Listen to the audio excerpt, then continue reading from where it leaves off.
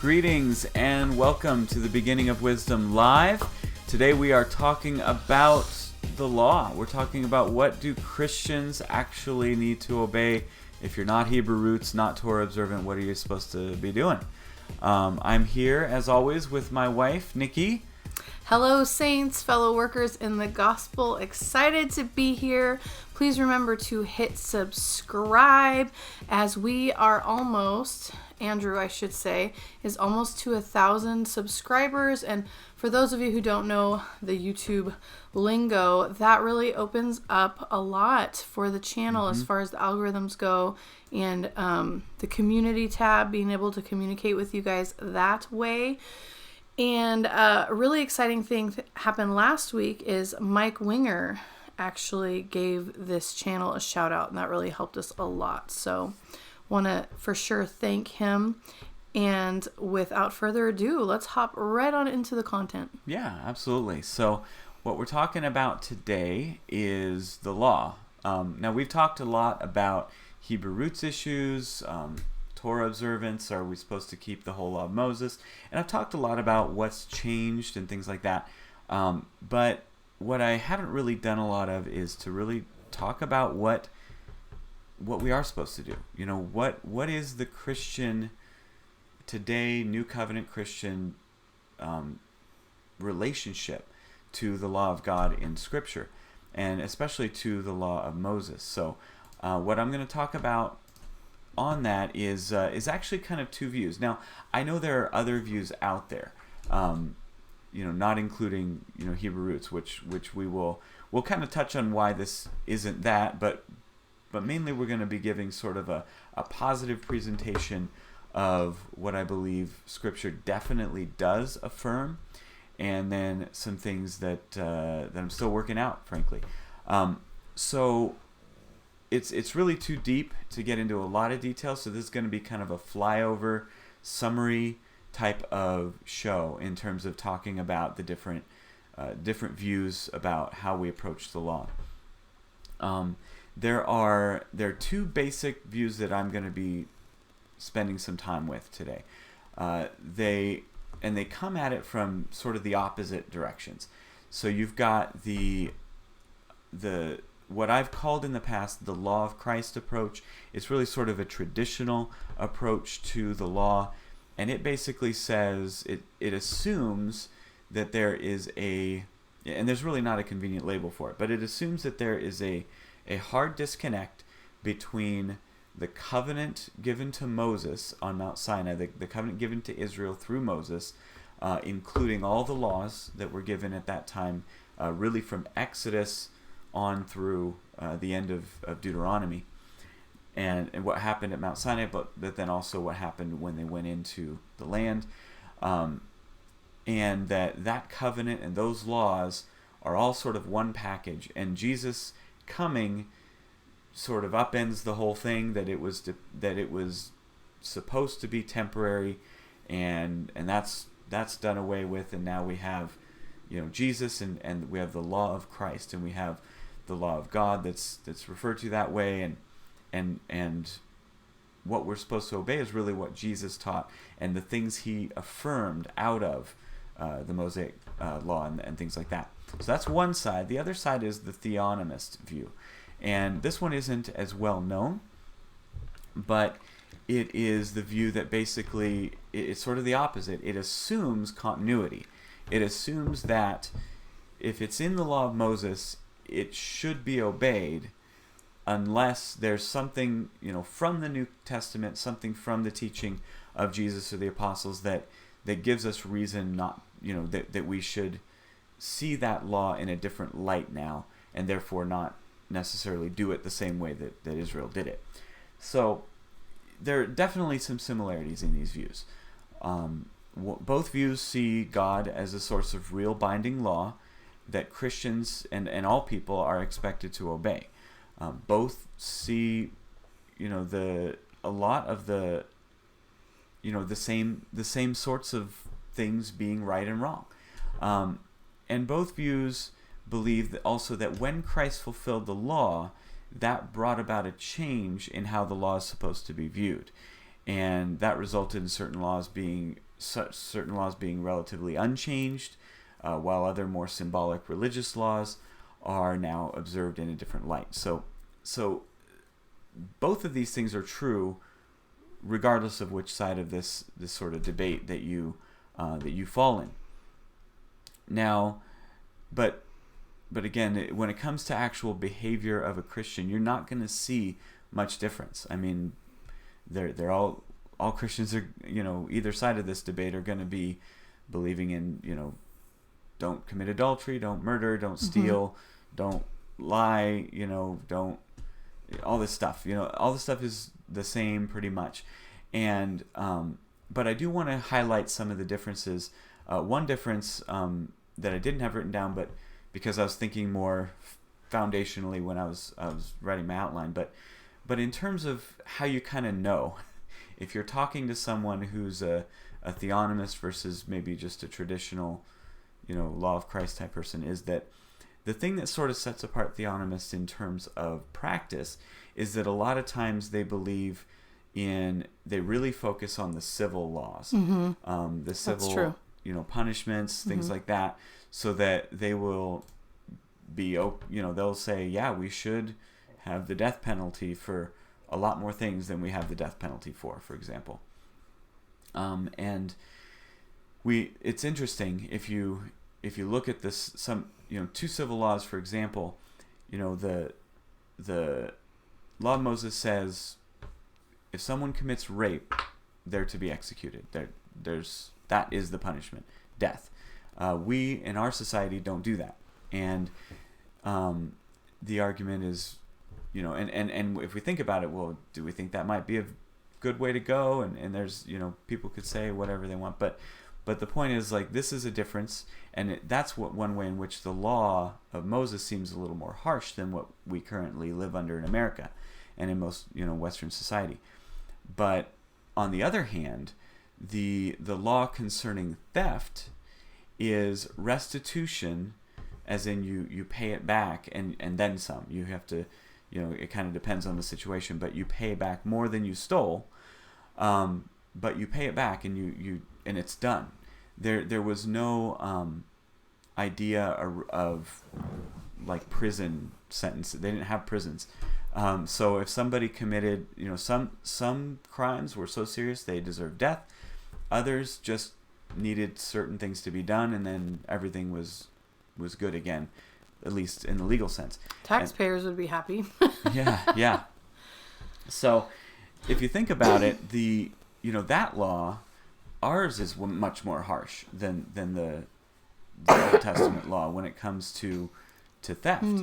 But and when you really dig down deep into it, and this is what I've heard from Jeff Durbin, who is a theonomist, he points out, if you make when someone commits the crime of theft in whatever form, robbery, and then they go to prison, it forces the victim of the theft to continue to pay to support the thief through their taxes. That now they have to pay to feed and house and clothe the person who stole from them for whatever length of time.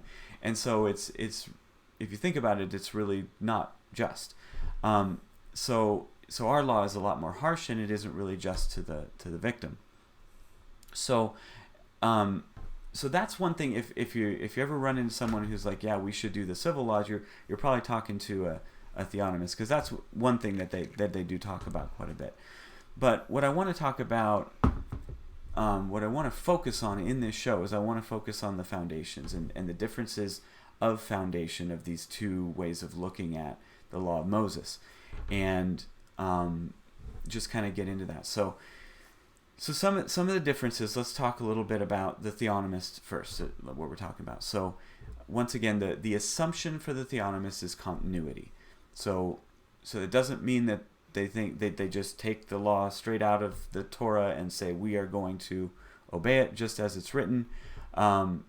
They understand the whole breadth of Scripture and what the New Testament brings in. So that those caveats, and also they understand, everyone that I've ever listened to or read, understands fully the idea of, that this isn't really about salvation, that we're saved by grace through faith, and we're also expected to still obey God.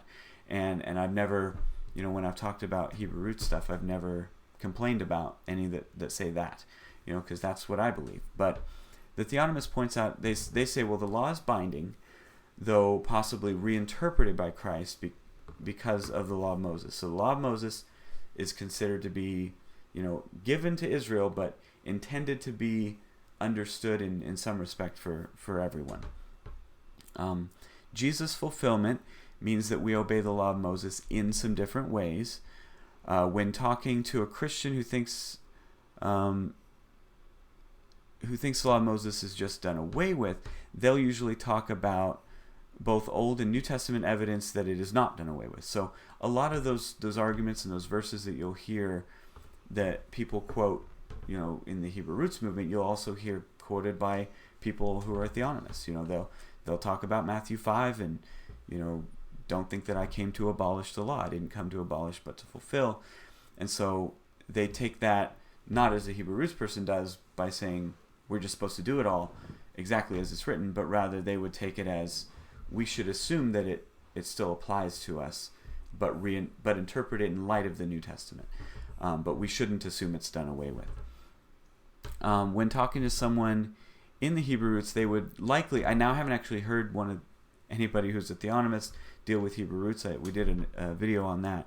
But they would likely talk about how the fulfillment of Christ doesn't abolish but reframes the laws, so that we obey them but differently. So that's how they would frame things, that we're still obeying that law. We're obeying the underlying principle. They would talk about the general equity of the law. They would talk about that we're still obeying the principle of that law, but in a new way because of a new, in the light of Christ. Now some laws they would say we pretty much obey the same. Things like murder and adultery, we're not gonna change the way we obey those.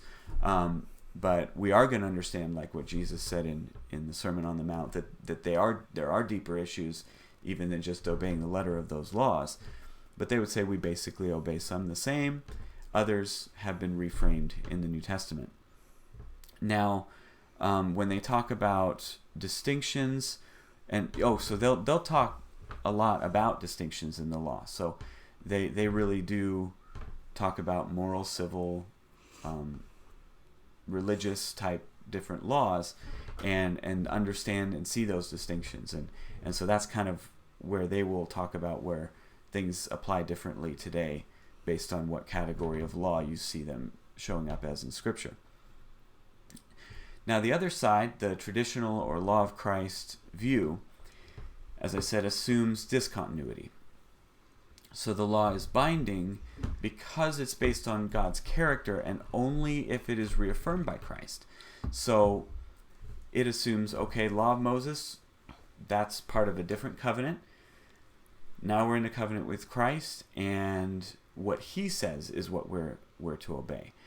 And he reaffirms things from the Old Testament, from Moses' law. He talks about all sorts of things, and he and the apostles. So you have an example in Matthew 15 where they give the 4 instructions. One of them is to not commit, flee from sexual immorality, not be involved in that. Well, that's a very broad term, but what it does is it harkens back to what's in the law of Moses. All those things about sexual immorality, those carry over because they've been reaffirmed. So that's where they would focus. Law is, Jesus' law is what is binding.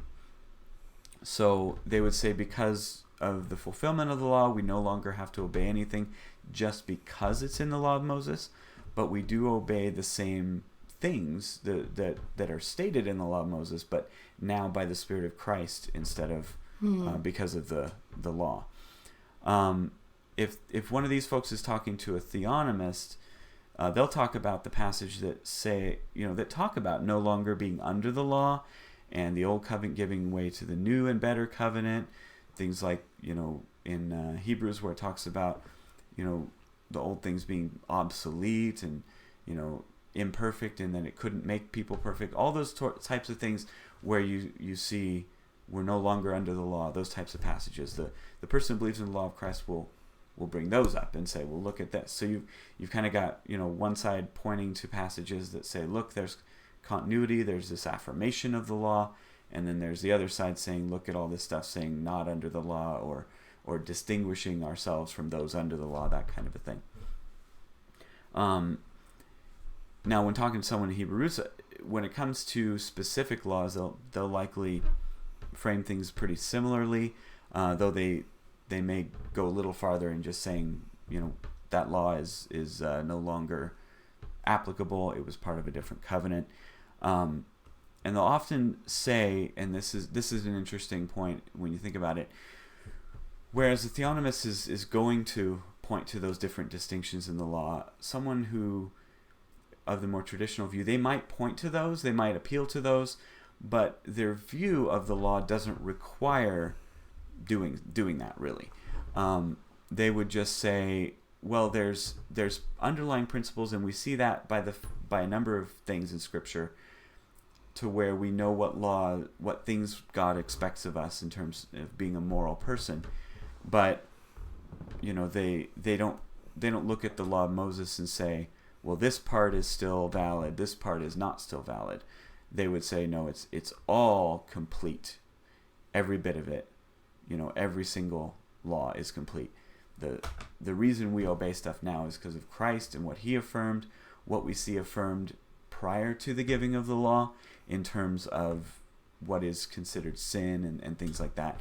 And you see that in Genesis. So they would point to those types of things, and not really necessarily focus on the distinctions in the law. Now, a lot of them do, but it's not necessary. If you think the whole law of Moses is complete and finished, you don't really need to talk about which parts of it, are still applicable today.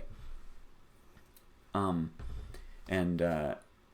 those are sort of the two differences, the main differences I see between these two different views.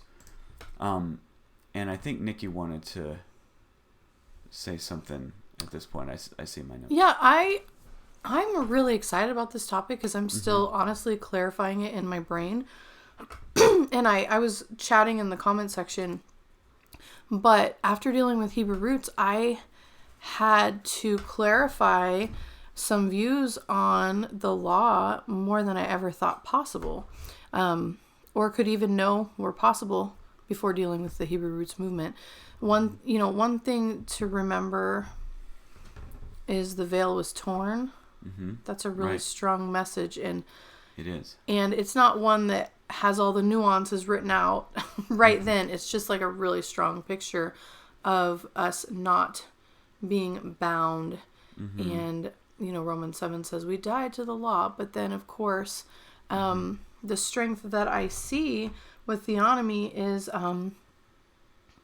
what they know what to do with criminals. Yeah. And some people will be like really offended that I said that, but if you look at the stats of crime rates in states that follow closer to those laws versus states and countries even that don't follow closer to those laws. Say what you want about China. I'm not 100% a fan of their government, but when I lived there, I could walk around 2 a.m. and be perfectly safe as long as I wasn't somewhere remote. But in the middle of the city where people would surely be caught, you might be stolen from, but you would not receive any violent crime. Violent crime was almost zero. And I asked, I would just ask friends, so if someone was caught raping, would they die? Like, would they be given the death penalty? And they said, well, there's a good chance that they would. Yeah. If someone was caught murdering, would they be given the death penalty? Absolutely. Absolutely. Was the only, only word that I heard. So and it didn't happen. It didn't happen. Not to say China's perfect, but I think we are all image bearers. We all have some of it right and some of it wrong. So those are just for what it's worth. I'm still figuring it out, and I'm excited. That's why I'm so excited about the show tonight. Yeah.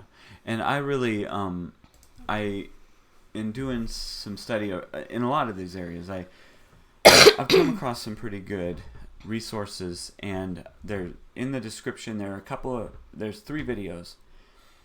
2 of them are from Mike Winger. He definitely holds to the more traditional view. Old Covenant's done, we're in the New Covenant now, and has some very good information. There's a couple videos that he did long time ago on Christians and the law, and how that all relates on his view. There's a lot of stuff out there to talk about, theonomy and stuff, but a good video I saw recently was by a guy named Joel McDermott, and he just talked about, and this was a few years ago he did this talk, but just talked about a little bit of the history of the view and how the theonomic sort of view of the law, and how it was popularized by Greg Bonson, and how he answered a lot of critics' concerns about it, and all that sort of stuff. So, and there's a video from him talking about that, which I think is a good sort of starting place to try to understand, maybe not every nuance or every difference between the 2 views, but at least understand that there's a history there, and that a lot of the concerns that get brought up are not new, and have been thought of and discussed, and a lot of people don't realize that. So that's just some stuff I see, or some resources that they're linked in the description of this live stream. So where I'm at right now on this topic is, there's some things that I'm sure about, like I said, and some things that I'm still working out. So number one, and I've studied very extensively, just not exhaustively on this. So what I know for sure is that there are laws that were around, such as those against murder, rape, adultery, etc., long before Moses. So there was some kind of law before the law of Moses was given, and that law endures always, in some form, that there's something that always endures, and it's part of the nature of creation. It's part of who God is and how He made us. It's very difficult, to imagine a world that God could create where kidnapping is okay. Like, it's just not. It doesn't work that way. So there's definitely some laws like that. But there are other laws, such as we see the dietary laws of the Garden of Eden, that changed, both before the giving of the law in Sinai and at the law of the giving of the law. We see that at one point it's okay, it's not okay to eat meat, then it is okay to eat meat, and that the what meat you eat can be everything that moves, and then it's just clean meat for the Israel, and so you have that whole situation going on. So things definitely changed, even within the law. There's a command given in Exodus about how to I don't remember what it is, how to cook a certain type of thing, or a certain, I don't remember the exact context, but it's talking about this food, you don't boil it, you must just roast it over fire, just don't do a lot of preparation, just roast it. But then in Deuteronomy, when that same law is given and everything else is the same, except now it says boil it, and a lot of translations don't say that, like they say roast again, but it's a different Hebrew word. And what's funny is the first time it specifically says don't boil it. It says don't. The word, and I don't remember the Hebrew word for boil there, but don't boil in Exodus, boil in Deuteronomy. Well, that's just like how we are with our kids, There are lots of times that they're allowed to do certain things, and they're like, our kids play in the front yard with the neighbors all the time. Yeah. But tonight, only the 6-year-old could, because I know that she's not an idiot who will run out into the road. We were too busy getting ready for the show, so no, I wouldn't let the 2-year-old out tonight. Yeah. Because I couldn't sit out front and watch her. So Yeah. There is a time and place for different Right. rules. Right. So, and one law is when they're traveling in the wilderness. I think about that with circumcision. They Yeah. didn't have access to a bathtub in the desert. Right. And so this might be TMI. The men in my family are uncircumcised. And they've never had any issues. But showers weren't really a thing in the 40s. Like when my dad was growing up. They only had baths. Mm-hmm. So I think baths are really important for that purpose. So that's one of the things, like traveling through the wilderness. Maybe circumcision is a healthy thing for that purpose. I don't know. I'm just guessing. Yeah, yeah. So I mean, there have been changes. So that much we know for sure. It's definitely not a situation where every single thing written in the law of Moses was around eternally, because some things actually go differently from one another. So the next thing, the law of Moses itself admits of changes. There are differences in what God requires at the first giving. Okay, yeah, we're kind of already talking about that. Once the full Torah is given by Deuteronomy, the law was binding upon the people of Israel from that time until Christ, until reinterpretation or change through some development and understanding the underlying principles certainly occurred. So basically, though some development occurred. So in the New Testament, there is development, there's change. But that change is coming from God. And since there were changes before, there's nothing that's going to say that can't happen again.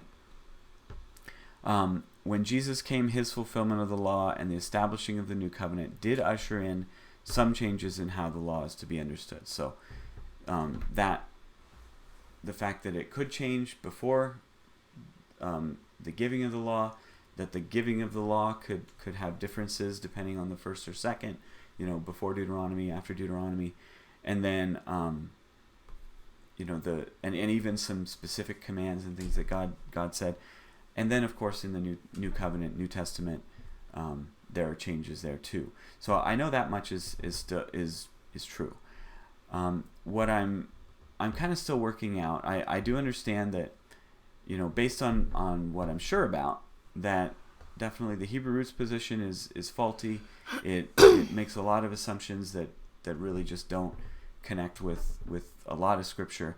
But there's still the question of which of these two is really the way God intended it. And I do think one is right. I think that either the law of Moses reflects something eternal in some sense that we should understand, in a continuity, but just allowing for God to reinterpret it if in subsequent, new covenant, that kind of thing.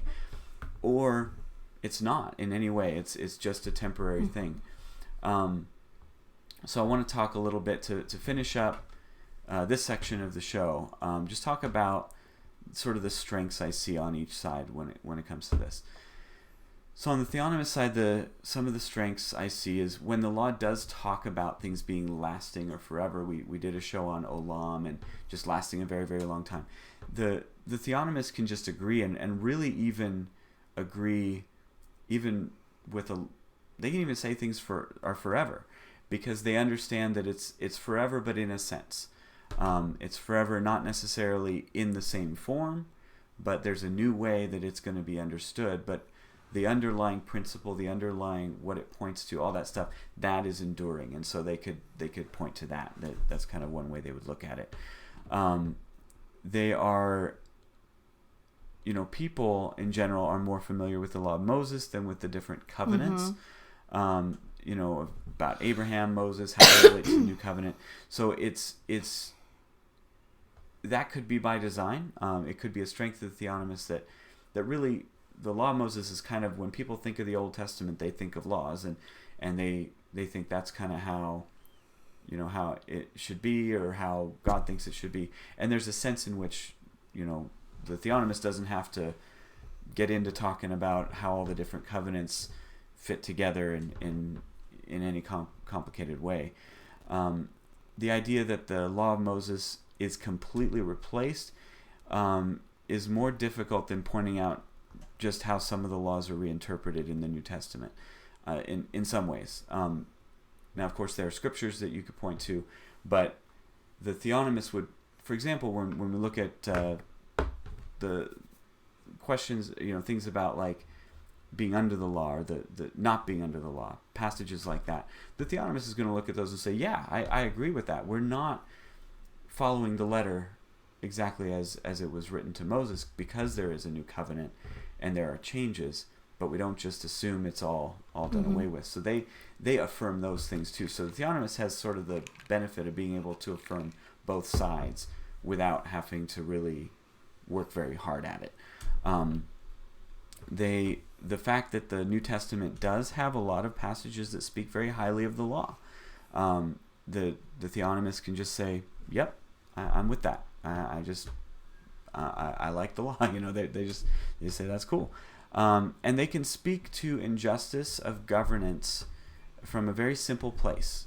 They can say, look, when governments institute laws that are not in keeping with the law of God, in terms of their civil government and things like that, you see the injustice happen, and it's really simple. It's simple to fix. You just do it the way God said to do it. And so it's a very simple position to understand and to defend in a lot of ways.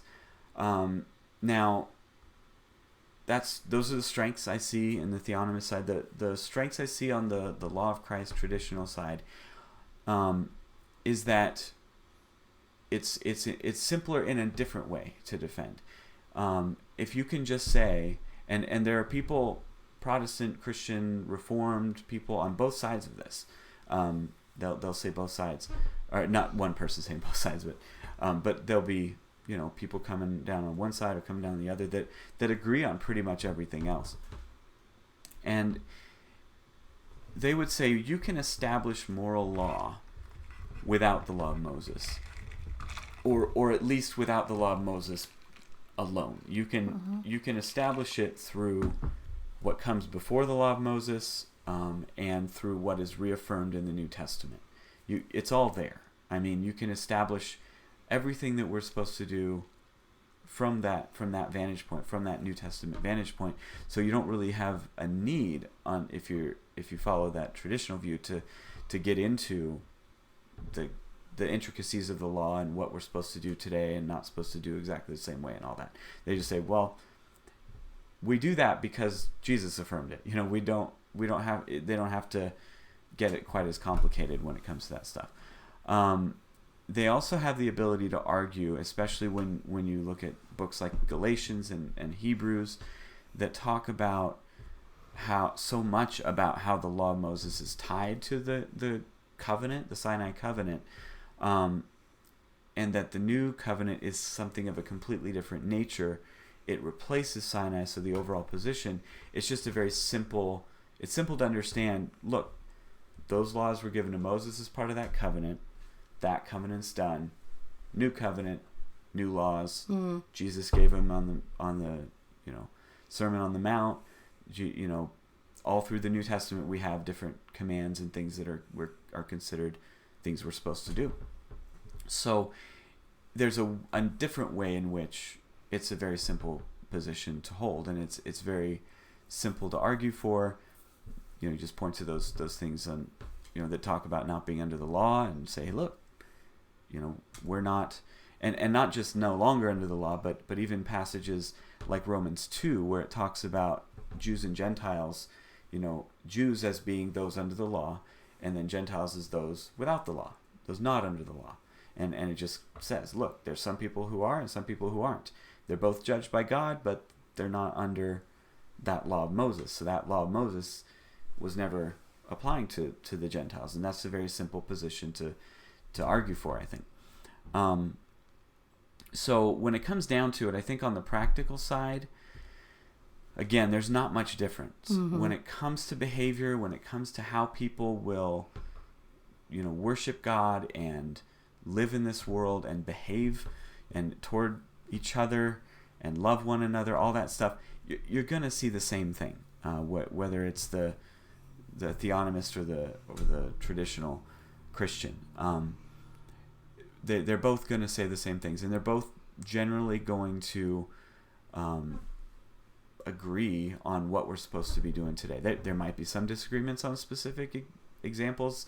I know some theonomists who they believe that the way that the Sabbath is to be reinterpreted is that based on what happened in early church history, that the Sabbath is now Sunday. And so they observe Sunday, they call it the Sabbath, they say this is the day that we worship and we rest and all that. And they what they carry through is the concept of rest and the concept of observing that one day a week, and say we're still supposed to do that, but by Jesus' resurrection and things like that he established it on a different day than it had been before. But then I know other people who are also theonomists who believe, well, the Sabbath, it changed in light of Christ by Jesus himself becoming our Sabbath, and that we rest in him, and that there's not, it doesn't matter what day you observe, it's resting in him. And I would come down on that view myself. But my point is that there's discussion and debate and things like that between the different laws and stuff like that. But ultimately they come down on the truth of Scripture, and talk to me in a few years and you'll see where I end up. But I think before we go into Trinity Corner, do you want to go ahead and take some questions on this topic? Yes. Okay, so there was some really good questions. Smyrna Mountain asks, this is a really great clarifying question, really important actually. So the discussion of civil laws and its possible benefit to believers if we're born again in the Spirit, and this is a question of if we are under those laws or not. To explain a little further, wouldn't murder, rape, etc. be in contradiction to the Spirit within us anyway? I mean, we are talking about people who are redeemed, renewed, walking in the Spirit, made new. Well, I think when I say civil laws, I don't mean the prohibitions against, murder, rape, those kinds of things. Those are moral injunctions. They say, thou shalt not. What I mean by civil laws are what should be the just response when those things happen. So, and those are things that have to be done by the government, by the state. In ancient Israel, that was the religious authorities, that was the priests in the temple. They were sort of, they filled both roles. Not that we have a lot of control over that, but it can influence how we prayerfully vote. Yeah. How to deal with that kind of stuff. Right. But obviously, like, if you're murdering and raping, there's some question as to whether you have the Holy Spirit. Right. And the theonomists would say, your relationship with God it's based on your faith and, repent and believe. It's not based on, what laws you're following or anything like that. But they would say that if you commit a crime that's a crime in your country, the closer your country is to the how Israel was commanded to deal with those crimes, the more just that country is, and is sort of where they would come down on. Yeah, I thought that was a really good clarifier, so thank you for asking that question. Yeah, definitely. Next, Prager Frogger asks, when Jesus said that Moses allowed divorce for any reason because of hardness of hearts, is that possibly prescriptive on our laws? I'm not sure. Should law be lenient on some immoral acts to keep the peace? So, yeah, it's a good question. Jesus pointed out that Moses's allowance of divorce was because of the hardness of their hearts. It was not, interestingly, an expression of how it ought to be. Right. Jesus gave that expression. He said that, man and wife should not separate.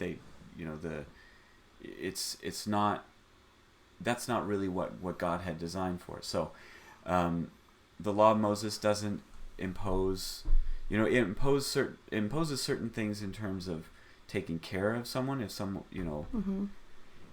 in that society was very patriarchal, and women didn't have the same kind of rights in terms of property and things like that. Always. Like women couldn't even file for divorce. Only the right. So it had laws to protect them in cases of like divorce and things like that.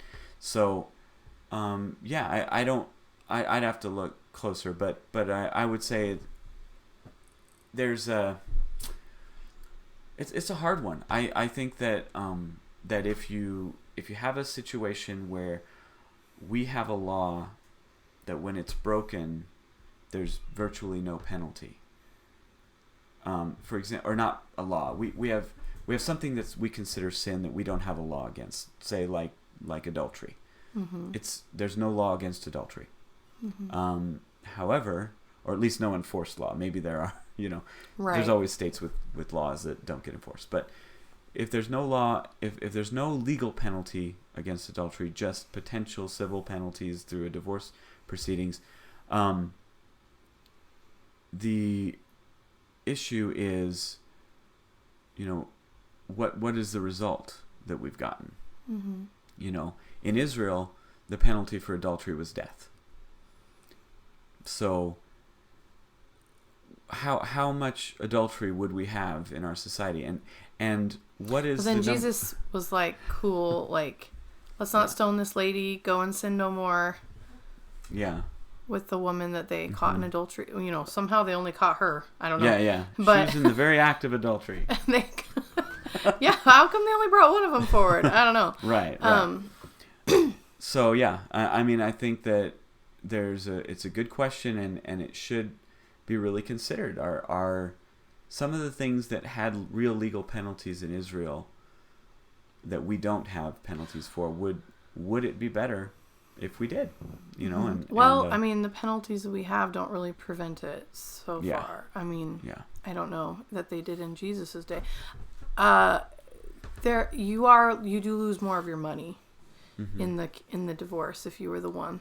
Right. There's definitely, we have consequences. Things bad do happen. And natural consequences too. Yeah. So, any other questions? Yes. Let me open it back up. Okay, what do you think of Kingdom Through Covenant by Willem and Gentry? No idea. Okay, I don't know it either. Sorry. So yeah, we'll have to look at that. And then, Proton asks, I don't know if this has anything to do with what we're... Sorry, Proton, I don't know what your question has to do with what we're talking about. So okay, well, all right. So we'll go ahead and shift gears now, and in Trinity Corner. All right. In today's Trinity Corner, we are going to be talking more Old Testament, more biblical theology, and this is going to get fun and deep. Oh, but I was going to say, please start sending in your questions about the Trinity stuff as he's talking too. Yeah. And I had hoped not to go long, but I'm already 15 minutes beyond where I wanted to be at this point in the show. Oh, wow. And so it's probably going to go long, y'all. Because this is not something I want to cut into two parts. It is too good. It deserves its own unit here. So what we're going to be doing is we're going to be looking primarily at Genesis 18 and 19 and talking about all of the different plurality stuff going on with God in that passage. So let me just make sure I've got this where y'all can see it. Bear with me a moment. Oh, no, it's not gonna. All right, so bear with me a moment. It's gonna go dark here for a second. But you can still hear me, and that's good. Oops, I grabbed the wrong one. There we go. All right. So we're going to be looking here at starting Genesis 18. So I'm not going to read the entire passage because it is not something that needs every little detail talked about, because we are going to talk about some details in detail. but we're going to get into a lot of the stuff here. So now these two chapters are often overlooked when studying the Trinity, but I think they raise a lot of questions. And as we're doing in our series here, we're studying biblical theology. So we're taking the text as it is, and trying to like leave our theology at the door and just try to understand what the original readers would have understood. So the background, this is part of the Abrahamic narrative. It's, the Abrahamic narrative starts at Genesis 12.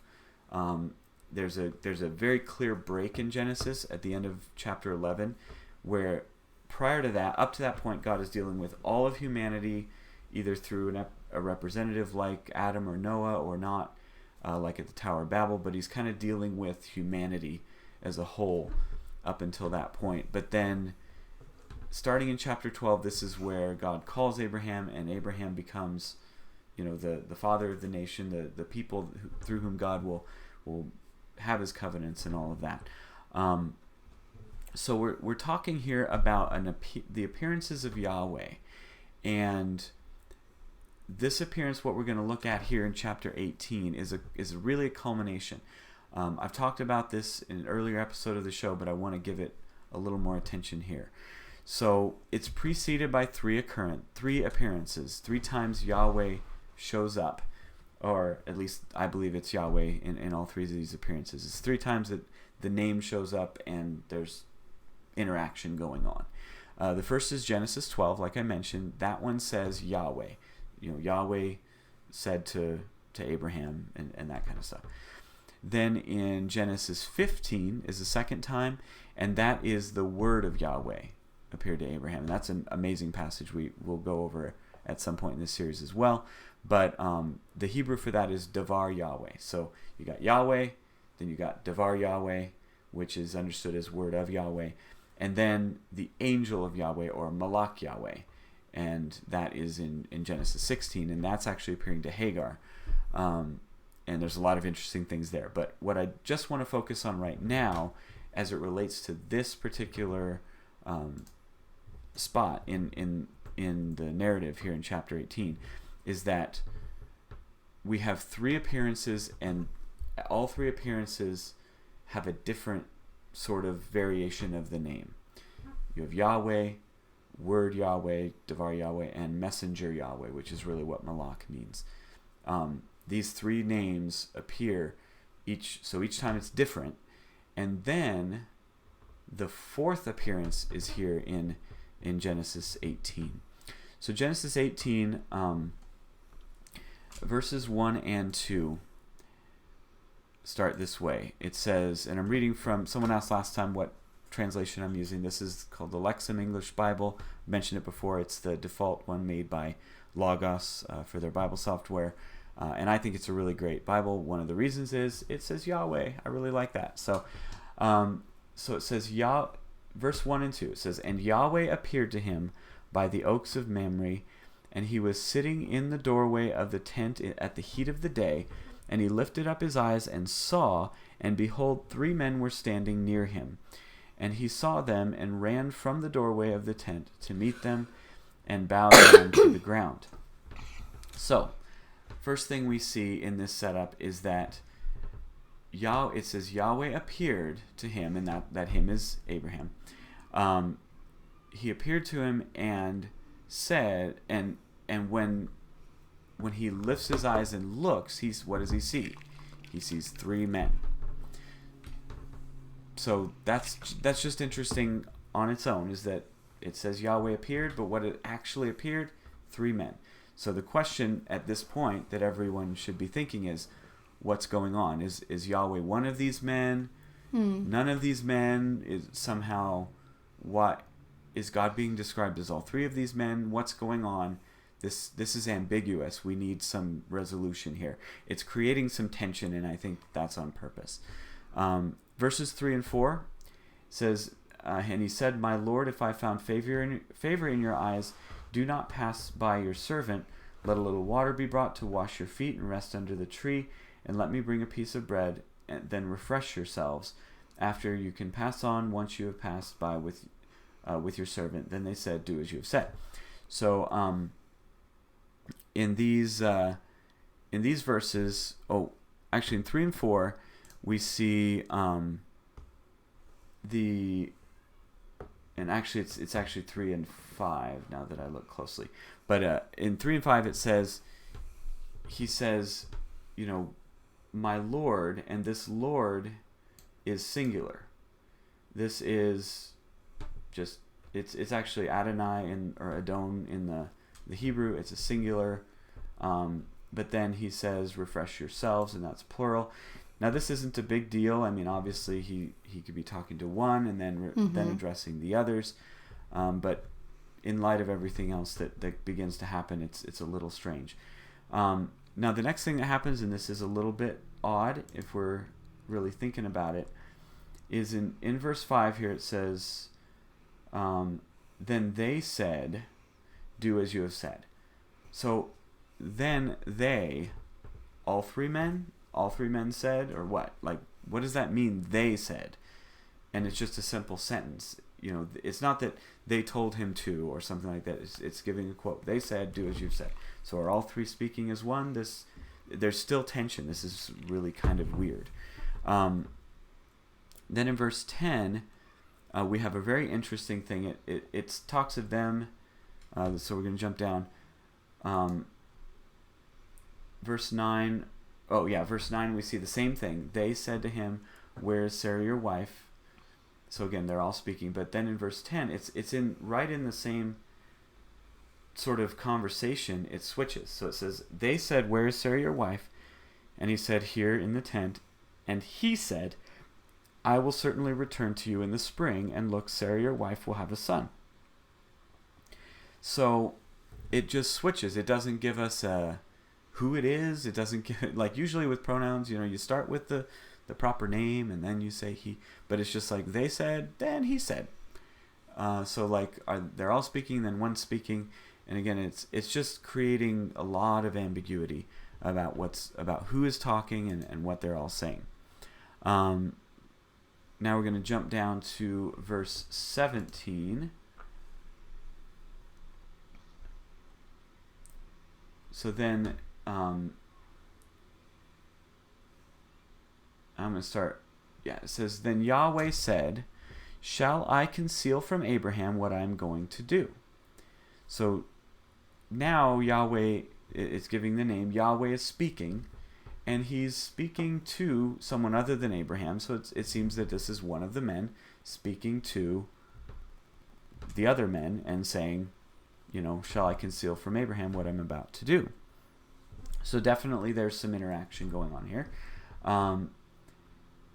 Abraham will surely become a great and strong nation. All the nations of the earth will be blessed on account of him.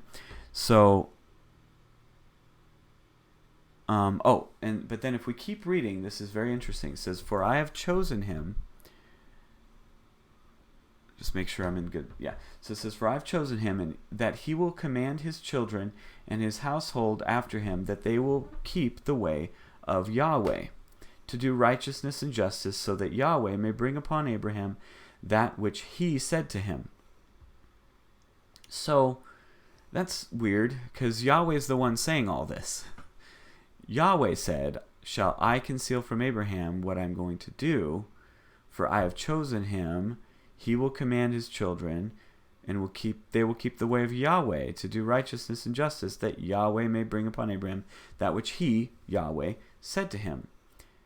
So in this one sentence, you have Yahweh referring to himself as I, and to Yahweh as someone else. And meanwhile, and talking to these other men that are still kind of, we're not sure who or what they are. Which is, again, very, very, very interesting and very, very strange. And that's kind of the point I'm trying to get across, is this is all very strange, what we're seeing here. And I think that the strangeness is intentional. Mm-hmm. Yeah. So, verse 21 and 22, and this is very interesting here. So 21 says, I will go down and I will see.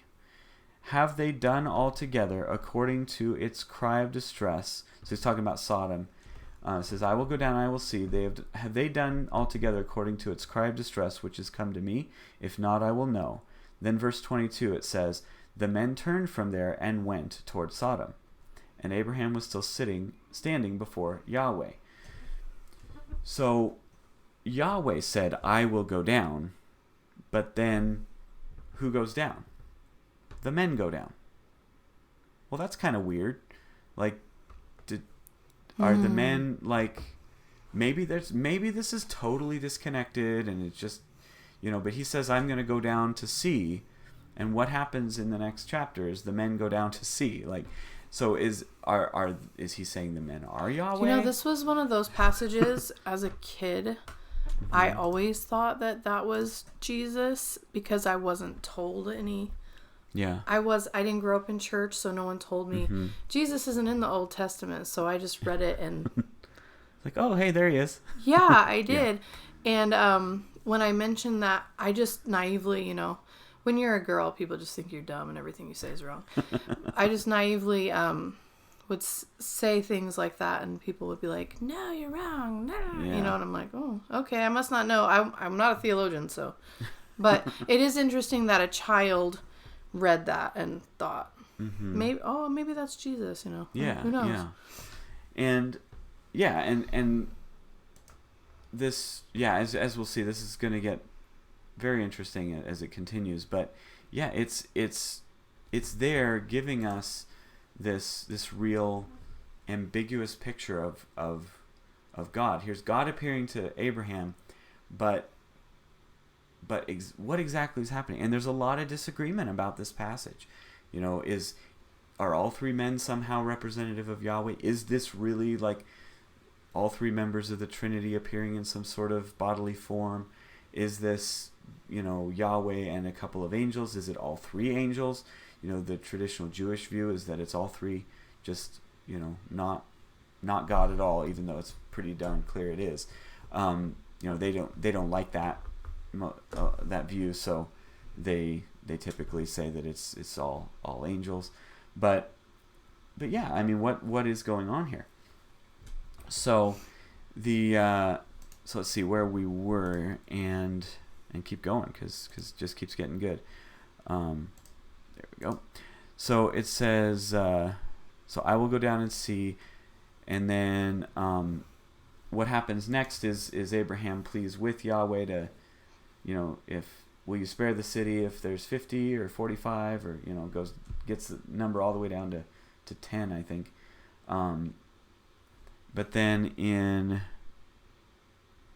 let's go down to verse 33. Verse 33, it says, then Yahweh left as he finished speaking to Abraham, and Abraham returned to his place. So the question, though, at this point, so this is the point where Yahweh leaves. It doesn't say where he left or how he left. It doesn't say he disappeared. It doesn't say he went up into heaven. Right. It doesn't say he went down either. It doesn't say he went down to the city at this point either. So that's, it could be that. It might not be that. It's just really, again, it's ambiguous. It just says, he left. He said he was going to go down to the city. Now he left. So maybe this is where he's going down to the city, and we're just kind of left to infer that. But again, it's just ambiguous.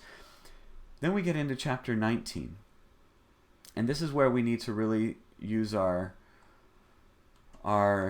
don't import stuff from your current culture into the text. Eisegesis. We're all guilty. Don't eisegete this text. Yeah. It says in verse 1 there, it says, then the two angels came to Sodom in the evening. Now, for some people, this just settles it. Oh, they're angels. And they have a ready definition of angel that they've just, We've been told. Accepted. Touched by an angel. Did you guys remember that show from the 90s?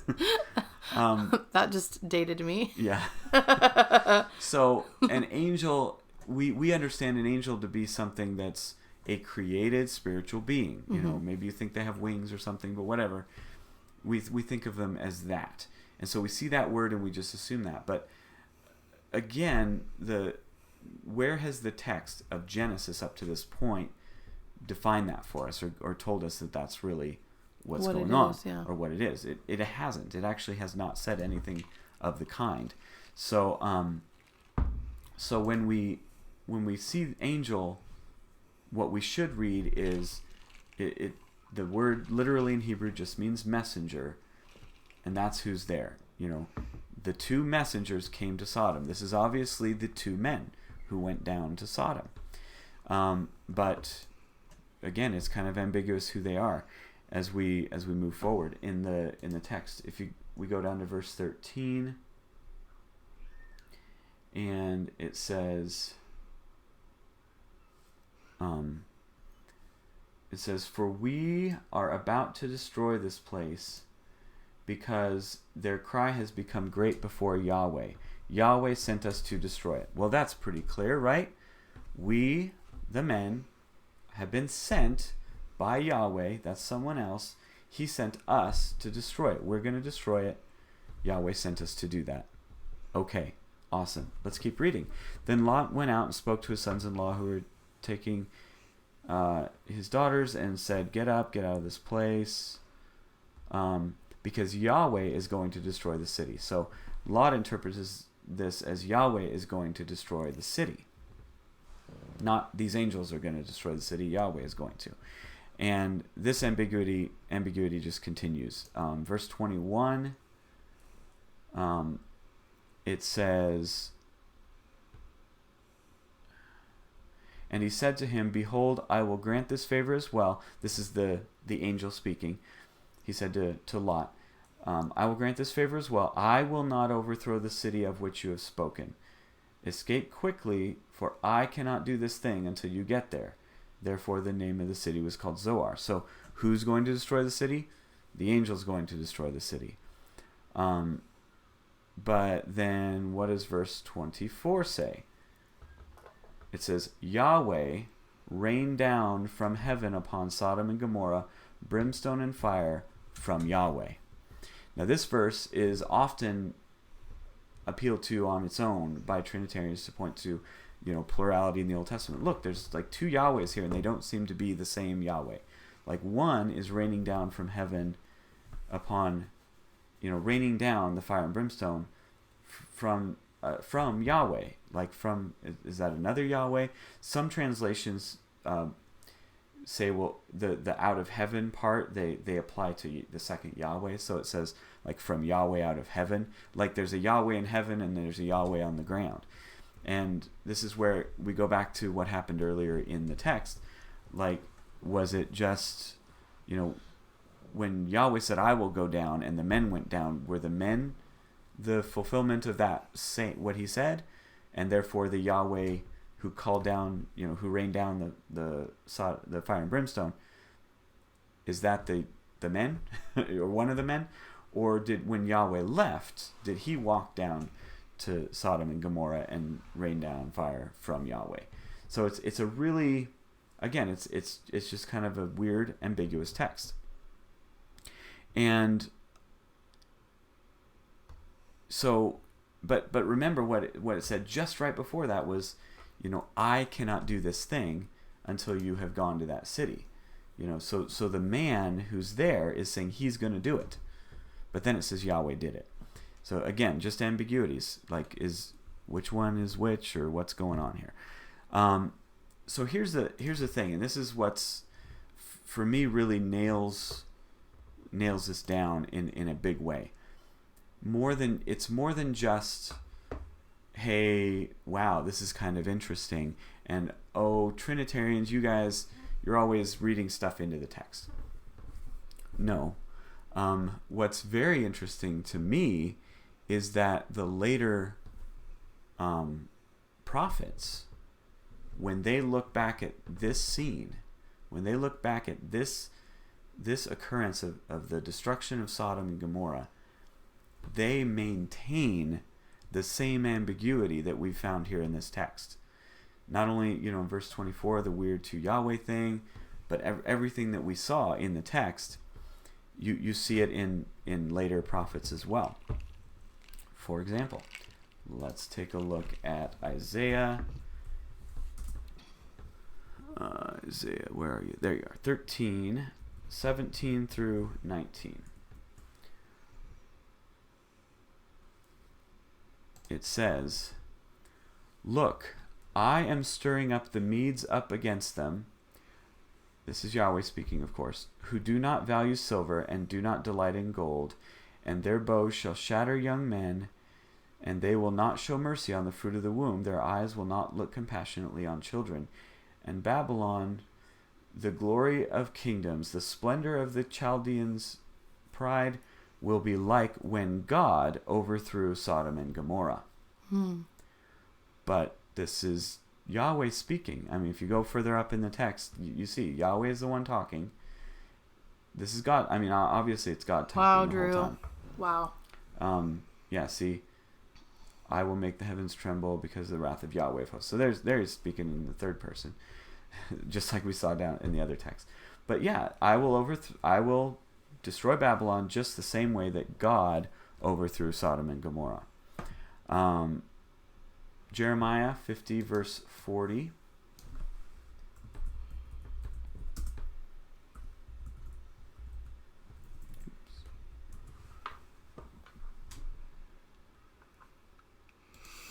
Go. So, once again, God speaking, "As when God overthrew Sodom and Gomorrah and their neighbors, declares Yahweh, no one will live there, and the Son of Humankind will not dwell as an alien in her." So, declares Yahweh, as when God overthrew Sodom and Gomorrah. So once again, here God is referring to God as someone else doing this thing, destroying Sodom and Gomorrah. And then, of course, the one that anyone who's done a little bit of a plurality study in the Old Testament has seen this one, Amos 4:11, which just makes it even more clear. It says, "I overthrew some of you as God overthrew Sodom and Gomorrah, and you were a stick snatched from the fire, and yet you did not return to me, is the declaration of Yahweh." So it's like when the prophets refer back to this occurrence, they saw that too. They saw, hey, look, this is weird. This is like ambiguously plural. There's two Yahwehs in the passage. Like, what the heck is going on? And they don't resolve that in later writing. They just kind of reaffirm it. God says in their writings, the words of God refer to the, when God is talking, I should say, in the prophets, when God is talking, he refers to God in the third person, specifically talking about Sodom and Gomorrah. So, there's two other points I want to make, and we'll wrap this up. But the next point I want to make is that right after this happens, and I'd have to check on this, but I've been told, I haven't gone and looked at every Hebrew word to know if this is true, but I've been told the first time the word Elohim, which is God, is spoken by someone in the text of the Bible is the verse we're about to look at. So this is Genesis 20, verse 13. This is Abraham talking to Abimelech and explaining kind of some of the things that have happened. And this you won't see from this text, but I've got actually I think I've got it. Oh no. Oh, do I? Hang on. See if I got my stuff straight here. It appears I do not. Doesn't matter.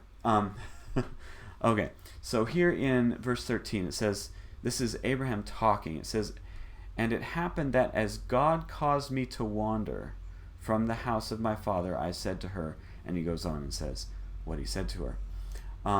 This phrase, "God caused me to wander," so God here is Elohim. That's the Hebrew. And as we know, Elohim is a plural form, but it's almost always accompanied by singular verbs. If God does something, the verb is in a singular form. But this, when he says the word Elohim, this "caused me to wander" is one verb. and that verb is in the plural. So the first time he uses the word, that we have a character in the Bible, a person speaking the word Elohim, which is plural, they use a plural pronoun, or sorry, a plural verb to talk about what God did. So so that's really interesting. Comes right after this crazy text about all this weird stuff. And then the very last thing I want to point out, and this is a little bit for you to maybe go and study, but there's something called the Masorah. And and this is related to when you look up the Hebrew, the Hebrew we have that underlies our Old Testament is called the Masoretic text. And the Masoretic text comes actually from well after Christ. It comes, they date it differently or whatever, but, at least 900 years to 1,000 years after Christ is when this text was put together, and it's what our Old Testament is based on. People said for a long time, liberal scholars and stuff said, well, yeah, that text is not trustworthy. It's late. We don't know what it really said. Well, then we found the Dead Sea Scrolls, and some of those scrolls are from the Old Testament and date back to, and the scrolls themselves date back to before Christ. These are actual texts we have that are so old, they're older than anything, that we have in terms of the Bible, Old or New Testament. And lo and behold, they looked at the Dead Sea Scrolls and they compared it to what we have, and it's the same. There are differences, but there are not major differences. Well, one of the things that the Masoretes who created the Masoretic text did is they at sometimes, because of their own theological predilections for whatever reason, they didn't like to put the divine name Yahweh in certain texts where it actually was there. And so they would replace it with Adonai, and they would make a note, a specific kind of vowel pointing, to say that this is what it was. And there's something, the Masorah is sort of a companion stuff that you see it's with the Masoretic text. It's not the actual Bible, but it's the notes sort of about what things they did. And so they were upfront about this in a way. They weren't trying to hide it, but they just didn't like it. Just kind of turned out to be confusing for us later on, though. Yeah, it did. So there are texts where it says Adonai in our Hebrew text, but we know from those notes that they said, actually this said Yahweh before, but we didn't like it. I don't think they said we didn't like it, but it was changed. So there are two places in Genesis 18 and 19 where the word Adonai or Lord, which just could mean Lord or Master, it may or may not refer to God, is actually a replacement of Yahweh. One of them is when in 18:1 or 2, right at the beginning, when Abraham runs out and says, "My Lord," it says Adonai there, but it actually said Yahweh. So he immediately called, we have him calling them Yahweh, or maybe one of them Yahweh. Again, it's ambiguous. And the second time is near the end of chapter 19, when Lot says to the angel, "Oh, may it not be my Lord." He's trying to negotiate with where he's going to go. This is one of those other places where the Masoretes said, we put Adonai instead of Yahweh. Probably because, I don't know. I'm not going to speculate. But the point is, this is a text that is sort of, it's coming on the heels of three different ways Yahweh is referred to in Genesis. His first three times he appears to someone in the Abrahamic narrative, and then this fourth time is just full of weird stuff, and weird stuff regarding the identity of who we're talking to. Is Yahweh just one man? Is he more than one of these men? Like, what's going on here? And I think that's on purpose, because again, as we'll see as we begin to study more, there's definitely a a strain through the Old Testament that begins to affirm a lot of these ambiguities about God, and there's not really, I mean, you don't have to believe it. The text doesn't tell you, it doesn't come down and say you have to believe it's one way or a different way, but it just kind of leaves it up in the air. And this is why we begin to see a lot of things that happen at the coming of Christ in the New Testament. So that is what I've got for you today. This has been an awesome show. Do we have time for the last couple questions? Yes. Let's go ahead. We will go ahead and do last couple questions. So a couple of the questions I answered already, Okay. but it's like always like, oh, do we have time? But I think that it would be good for the people watching that aren't in the live stream that might not see my answers. One gentleman asks about Jason. I don't know if I'm saying your name right. I'm sorry. Jason Sale. The best theological book that teaches the Trinity that you recommend. And so I told him Forgotten Trinity by James White, Unseen Realm by Michael Heiser, and also Drew has written a really good ebook that is free about the Trinity. And where can they find that? Yeah, if you go to beginningwisdom.org, the website, it's linked in the description.